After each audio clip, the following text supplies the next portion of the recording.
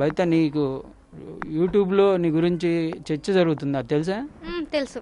ఏమని జరుగుతుంది అంటే కనుక నాగరాణి ఇలా యాక్టింగ్ చేస్తుంది, మనీ కోసం చేస్తున్నారు, పేరెంట్స్ కావాలని ఇలా చేస్తున్నారు అని చెప్తున్నారు. ఎందుకు చేస్తున్నారు?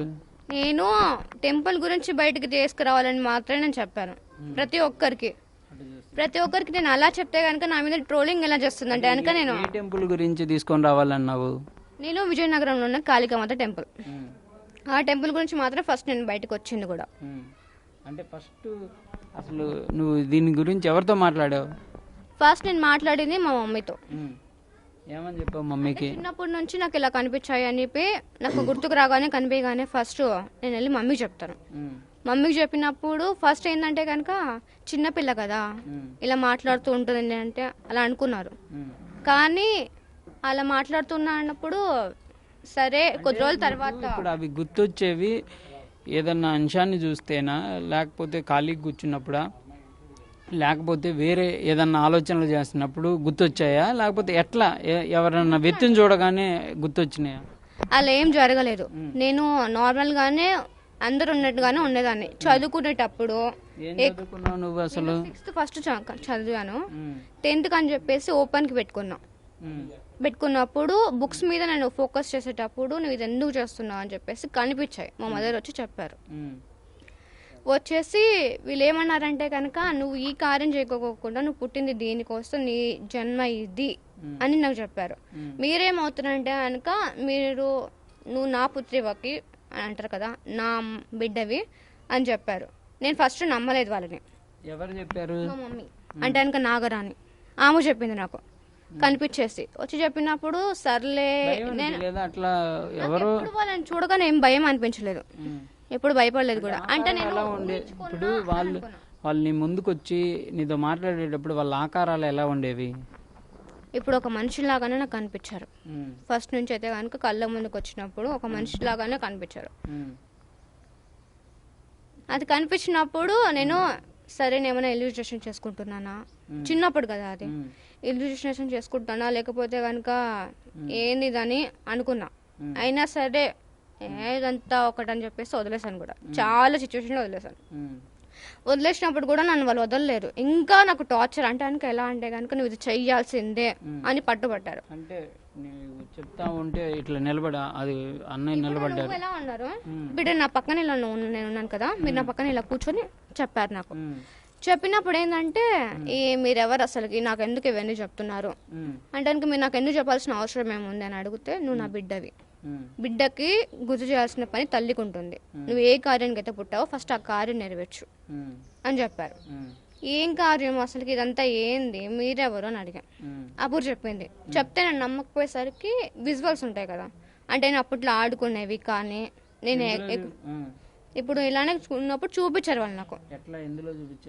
ఇప్పుడు నేను ఇక్కడ మా మమ్మీ కూర్చుంది, ఇక్కడ నేను చూసాను అంటే ఆమె కళ్ళల్లో నేను చూసాను. చూసినప్పుడు అది కూడా నేను నమ్మలేదు. అటనే స్టడీ మీద ఫోకస్ చేయడం కానీ అప్పట్లో మమ్మీకి చేసుకోవడం కానీ ఉండింది. కానీ 18 years పడిన తర్వాత ఇప్పుడు సామాన్యంగా ప్రజలు ఎవరన్నా ఉంటే నీ వయసు వాళ్ళు, అప్పుడు నీకంతా 12 ఏళ్ళు ఉంటాయి అట్లా కనబడ్డప్పుడు, అట్లాంటి వయసులో నీడ కనబడితేనే భయపడి అసలు 2-3 రోజులు జ్వరాలు వచ్చే పరిస్థితులు ఉంటాయి. ఎందుకంటే అంత భయం ఫీల్ అవుతాం మనం. ఒక తెలియని ఆత్మ కానీ లేకపోతే ఏం జరిగినా మనం నిజంగా ఒంటరిగా ఉన్నప్పుడే భయపడే పరిస్థితులు ఉంటాయి ఆ చిన్నపిల్లలకి. ఆ టైంలో వాళ్ళు అట్లా వచ్చి నీతో మాట్లాడుతుంటే నీకు వేరే విధం భయాలు వేయట్లేదు అన్నావు, కానీ ఏదో విధంగా అనిపించింది కదా, అసలు నాకేంది, నా పరిస్థితి ఏంది, ఇట్లా ఉంది ఏంటి వినపడడం, నేను డాక్టర్ దగ్గరికి వెళ్దామా లేకపోతే అట్లా అనిపించిందా? నేనేమనుకున్నానంటే కనుక ఇవన్నీ కనిపించినప్పుడు ఏమన్నా ఊహించుకుంటున్నా అనుకున్నా. కాబట్టి ఎవరికి నేను మమ్మీకి చెప్పాను ఇలా అని. మమ్మీ కూడా అనింది అవన్నీ వదిలేయమ్మా అనింది. సరే వదిలేసిన. ప్రతిసారి ఇదే నేను మైండ్కి పెట్టుకుని ఎప్పుడు నేను చేయలేదు. 18 years తర్వాత ఏమైందంటే నాకు ఈ లేయర్ ఊసిపడం అనేది స్టార్ట్ అయింది. అప్పుడు స్టార్ట్ అయినప్పుడు కూడా ఏమన్నా స్కిన్ డిసీజ్ వల్ల ఏమన్నా వచ్చిందా అనుకున్నా. డాక్టర్స్ దగ్గరికి వెళ్ళాను. వెళ్తే కనుక ఆయింట్మెంట్ ఇచ్చారు, పౌడర్ ఇచ్చారు, మెడిసిన్ ఇచ్చారు. నార్మల్ ఏమన్నా హీట్ వల్ల ఏమన్నా వస్తుందా అన్నారు. సరే అని మెడిసిన్ యూజ్ చేశాను. మొత్తం ఫేస్ కూడా వస్తుంది. చేసినప్పుడు ఏమవుతుందంటే అది తీసుకున్న తర్వాత కూడా నాకు అంతేమనిపించదు. సరే కంటిన్యూగా వాడదాం మళ్ళీ మెడిసిన్ అయితే ఆపను. వాడిన తర్వాత కూడా నాకు ఎలాంటి యూజ్ ఉండదు.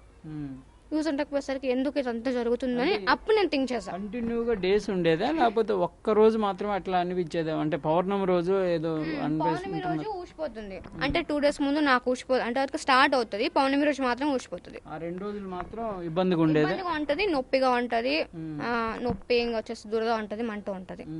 అంటే నేను చాలా సఫర్ అవుతా ఆ టైంలో, అంటే ఆ పెయిన్ భరించలేక అంతే. ఇంకా అప్పుడు కూడా నేను ఇవన్నీ చెప్పుకోలేదు, ఇవన్నీ చేయలేదు, స్టడీ మీద ఫోకస్, బుక్స్ చదువుకోవడం.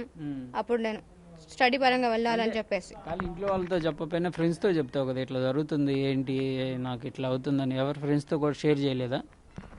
నాకు ఫ్రెండ్స్ ఉన్నారు, వాళ్ళలో 2 members కి తెలుసు మొత్తం స్టోరీ మొత్తం తెలుసు వాళ్ళకి. వాళ్ళు ఏమనలేదు. ఇప్పుడు ఇదన్నీ నాకు తెలిసిన తర్వాత కూడా నన్ను వాళ్ళు అవాయిడ్ చేయడం కానీ దూరం పెట్టడం లాంటివి కూడా చేయలేదు. వాళ్ళైతే నన్ను నమ్మారు, ఎందుకంటే వారి కళ్ళ ముందు వాళ్ళు చూసారు కాబట్టి వాళ్ళు నమ్మారు, లేకపోతే ఎవరు నమ్మారా వాళ్ళని? వాళ్ళకి కూడా కనిపించారు. మా మమ్మీ వాళ్ళు ఎవరికి కనిపించారు, ఓన్లీ నీకు మాత్రమే కనిపించేవాళ్ళు. ఓకే, నాకు మాత్రం కనిపించేటోళ్ళు. నాకు వచ్చి చెప్పినప్పుడు, ఇప్పుడు అమ్మ అందరు ఉన్నప్పుడు కూడా ఒక్కొక్కసారి కనిపిస్తారు, బట్ వాళ్ళు కనిపించకపోయినా ఎవరితో మాట్లాడేవాళ్ళు. వాళ్ళు కనపడ్డప్పుడు అమ్మ నాన్ననే పిలుస్తాను. తర్వాత అర్థమైన తర్వాత అమ్మ నాన్న వేరున్నారు కదా, వాళ్ళని ఎట్లా అంటే మామూలుగా మనం పిల్లము కదా, ఎవరిని పడితే వాళ్ళు. నేను అమ్మ అని పిలవలేదు, కనిపించి విజువల్ చూపించినప్పుడు ఎవరు నువ్వు అని అడిగాను, అంతేగాని నువ్వు అమ్మ నాన్న అంటే కూడా నన్ను నమ్మలేదు. చూపించిన తర్వాత అక్కడ చూసిన తర్వాత నేను క్లారిటీ తెచ్చుకొని కుబుసం అంతా ఊడిపోయిన తర్వాత అప్పుడు నేను అమ్మ అని పిలుస్తున్నాను, అందువరకు నేను పిలవలేదు. అంటే వాళ్ళు చెప్పక ముందు నీకు అట్లాంటిది ఎప్పుడు జరగలేదా? జరగలేదు, నేను నార్మల్ లైఫ్ నే లీడ్ చేశాను. అప్పుడు కూడా వాళ్ళు చెప్పిన తర్వాత నుంచి ఆ డిసీజ్ లాగా అట్లా అనిపించి, అంటే ఫస్ట్ డిసీజ్ అనుకుంటాం కదా ఈ స్కిన్ కి.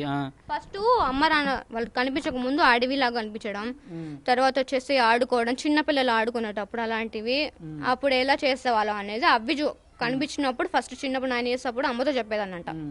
9 years అప్పుడు డాక్టర్ దగ్గరికి అప్పుడు తీసుకుని వెళ్ళారు, ఏమన్నా మైండ్కి ఏమన్నా ఇదైందా అని చెప్పేసి. అక్కడికి వెళ్తాను రిపోర్ట్స్ ఉన్నాయి, స్కానింగ్స్ ఉన్నాయి, మొత్తం ఉన్నాయి, బట్ అన్ని దాంట్లో నార్మల్ అని వస్తుంది. For more videos like this, subscribe Big TV channel.